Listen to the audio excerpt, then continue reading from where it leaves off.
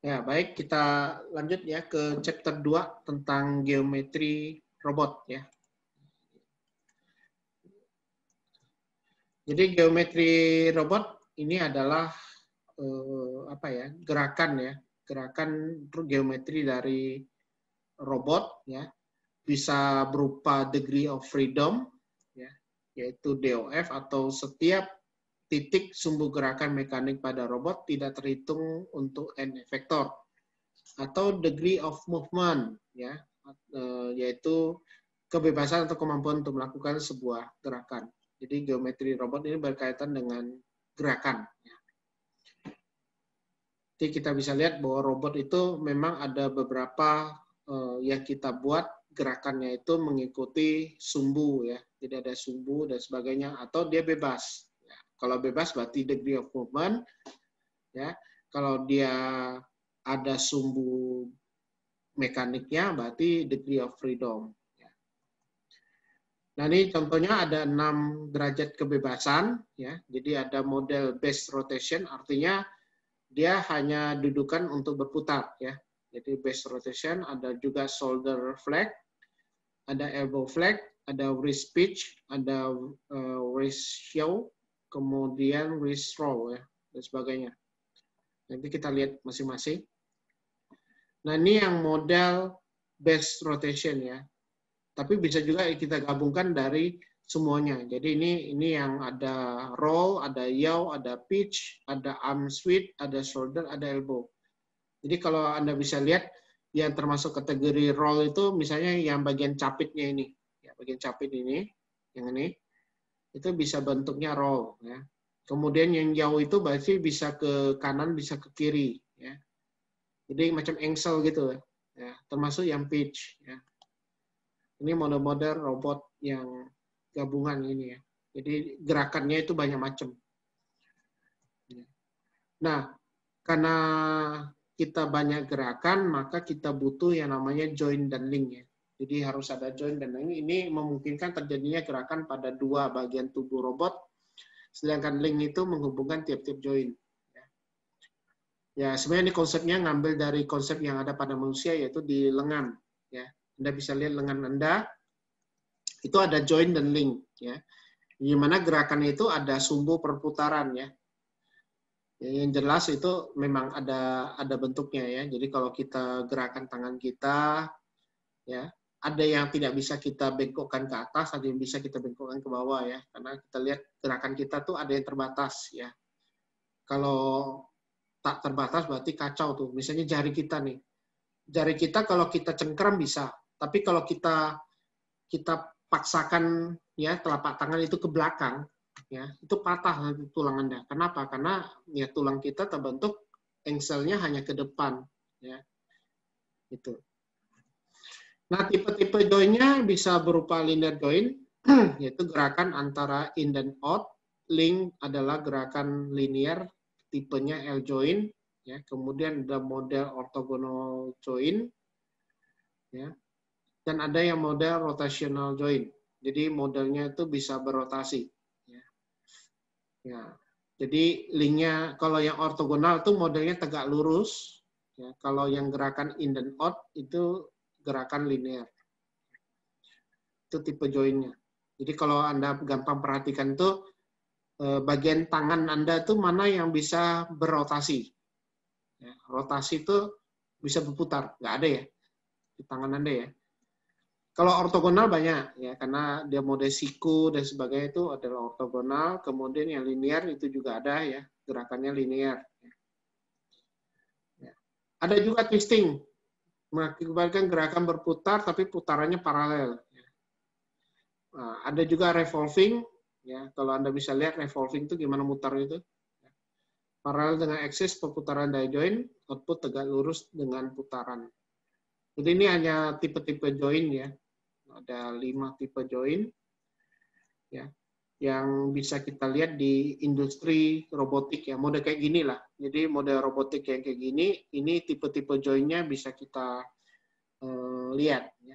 Mungkin lebih bagus kalau nanti Anda punya tugas mencari tentang robot-robot yang berkaitan dengan join dan link ya. Saya belum buat sih, tapi Anda coba cari, misalnya kayak robot untuk memasang komponen elektronik ya, atau robot untuk assembly mobil ya, atau robot perakit motor ya, itu model-model kayak gitulah. Nah, untuk konfigurasi robot, ya ini ada beberapa konfigurasi yang bisa dibentuk ya, mulai dari Cartesian, ya, model silinder, kemudian polar, kemudian sistem koordinat articulate dan sebagainya ya. Ya, kalau model Cartesian yang kayak gini, jadi bentuknya model sumbu XYZ ya. Jadi model Cartesian. Jadi sistem koordinat Cartesian berbasis akan 3 sumbu atau bidang ya. Jadi bisa XYZ. Ya, ini modelnya. Kalau yang model silinder ini yang bisa berputar ya. Ya, kalau Anda bisa lihat dia modelnya berputar ya. Jadi mempunyai 3 derajat kebebasan. Nah, ini adalah yang model koordinat silinder ya. Kemudian yang polar ini berputar tapi di atasnya juga bisa berputar. Nah, ini modelnya koordinat polar ya. Kemudian ada juga yang model articulate. Nah, ini yang articulate. Jadi ada yang ya bisa kita artikan ini gabungan ya, gabungan dari model elbow, ada yang model shoulder dan sebagainya. Ini model koordinat articulate. Ya, jadi bisa dibedakan ya, kalau ini polar, ini silinder, ini yang Cartesian. Ya. Dan ini yang model SCARA ya, jadi Selective Compliance Assembly Robot Arms. Ini kalau kita lihat modelnya itu bisa model seperti model mesin CNC ya, kayak apa robot pengukir kayu dan sebagainya, itu bisa dipakai. Kayak printer 3D kayaknya ini juga ya, model printer 3D. Cuma kalau printer 3D kan matanya di tengah ya, tapi tidak bergerak. Yang bergerak itu biasanya bisa papannya atau mungkin matanya yang bergerak. Nah, ini tergantung lah kalau kita bikin robotnya itu kayak gimana. Ya, printer 3D itu sebenarnya kayak ini juga sama. Spesifikasi lain, ya ini beberapa spesifikasi teknik untuk robot ya, ada area kerja, ada keakuratan kerja, ada kecepatan gerak, ya kemudian daya angkat beban dan jenis penggerak. Ya, karena kalau kita lihat dari work volume, ini yang banyak diperhitungkan adalah konfigurasi fisik, ukuran, jangkauan lengan, hubungan joint monitoring, joint manipulator ya. Ya, ini mengacu pada robot itu dapat bekerja di seberapa besar work volume-nya. Ya.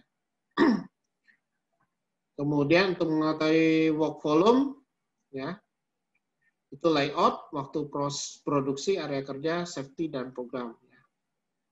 Nah, ini kalau kita lihat dari precision of movement-nya, ya ini kita bisa lihat dari spatial resolution, ya untuk jenis kategori keakuratan gerakan dari ujung robot pada satu penerapan ya. Jadi kita lihat bisa dilihat dari sisi spatial resolution. Ya, ini gerakan terkecil yang masih dapat dikontrol oleh si pemrogram, sehingga spatial resolution adalah jumlah dari solusi kontrol dengan ketidakakuratan mekanik. Kemudian akurasinya adalah kemampuan dari ujung robot untuk mencapai titik yang dituju. Ya. Kemudian pengulangan itu kemampuan untuk mencapai titik yang sebelumnya dikontrol. Jadi ini ada 3 kategori keakuratan gerakan. Jadi yang diuji itu ini, precision-nya dari spatial resolution, akurasi, dan repeatability. Ya. Nah ini biasanya banyak dipakai untuk kayak robot-robot industri, berarti precision-nya ini yang dipakai. Termasuk juga waktu kita menggunakan printer 3D. Untuk printer 3D kan kita harus ngakur buat dulu presisinya ya. Jadi letakkan dulu dia pada satu koordinat tertentu sebelum kita mulai mencetak dengan plastiknya ya. Nah, itu biasanya kita cek dulu akurasinya udah sampai mana, kemudian baru nanti kita lakukan percetakan dengan 3D printer dan sebagainya. Itu modelnya sebenarnya sama mirip-mirip ini. Kemudian weight carrying capacity, jadi bagaimana dia memindahkan beban ya. Ini kemampuan robot untuk memindahkan beban. Nah, faktornya itu bisa jenis tugas, jenis barang, produktivitas ya. Ini banyak sih di internet, YouTube-nya ya tentang robot yang memindahkan beban ya. Kemudian tipe dari drive system, ada 3 macam penggerak robot ya. Tadi sudah di awal ya, di basic robotik awal tadi ada yang hidrolik, ada pneumatik dan elektrik ya. Jadi kalau hidrolik itu dari cairan ya. Kemudian pneumatik itu tekanan udara, kemudian elektrik itu menggunakan motor listrik ya. Jadi bisa pakai motor DC atau motor stepper. Jadi ini adalah tipe dari drive system. Nah, selain penggerak, untuk mencapai presisi, kecepatan, dan gerakan, robot ini bisa dilengkapi dengan gear dan cam. Ya. Jadi bisa tambahkan kamera, ya. Bisa pakai gear. Ya. Nah, ini hanya untuk nambah aja kecepatannya. Kemudian untuk bagian end effector sendiri, ya, ini untuk melaksanakan tugas tertentu, ya. Misalnya kayak tugas desain kontrol program, area siklus, waktu kerja, dan keselamatan kerja ya modelnya. Nah, tipenya itu ada 2 jenis, yaitu gripper dan tooling. Tool. Jadi ada grip dan tool. Nah, 2 jenis. Nah, jenis-jenis gripnya itu bisa mechanical grip, ya, untuk menjepit objek itu grip mechanical, ya. Kemudian yang vakum itu yang nyedot. Ya, jadi vacuum gripper itu yang modelnya ngisap, yang mengisap. Kan ada yang model ini ya, kalau kita bikin robot yang memindahkan barang, kalau dia bentuknya botol misalnya atau batang gitu, memang susah ya mau saya demokan ya. Tapi di YouTube ada kayaknya. Coba saya cek dulu ya. Mechanical grip. Jadi robot yang bisa ini ya.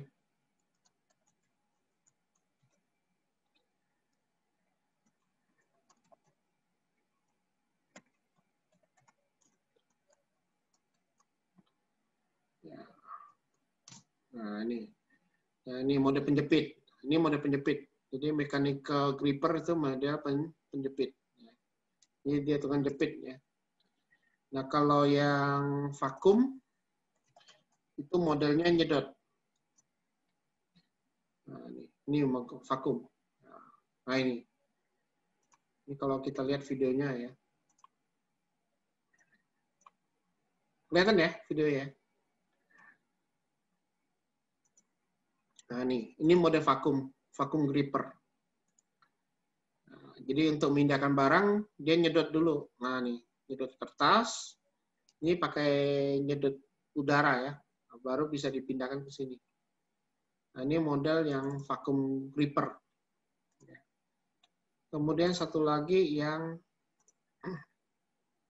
magnetic. Ini yang pakai magnet. Magnetic gripper.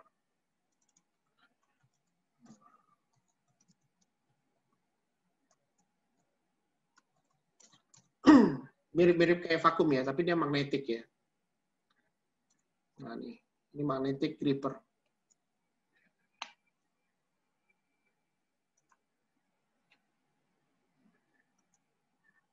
Nah, biasanya benda-benda logam ya. Benda-benda logam. Ini adalah mode gripper untuk yang magnetik. Nah, ini ada model link joint ya, yang tadi ya.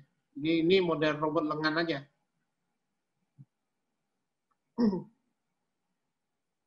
Ya. Oke. Jadi intinya itu ya, jadi mechanical gripper ya, biasanya dipakai untuk apa, vakum juga modelnya tadi itu ya. Kemudian yang gripper ini yang biasanya dari bahan metal ya. Kemudian jenis tooling ya, tool itu drilling ya, drill itu biasa ngedrill ya, kemudian bisa painting, bisa welding, solder, dan surfacing ya. Jadi model-modelnya ini. Nah, bab 2 selesai juga ya. Oke.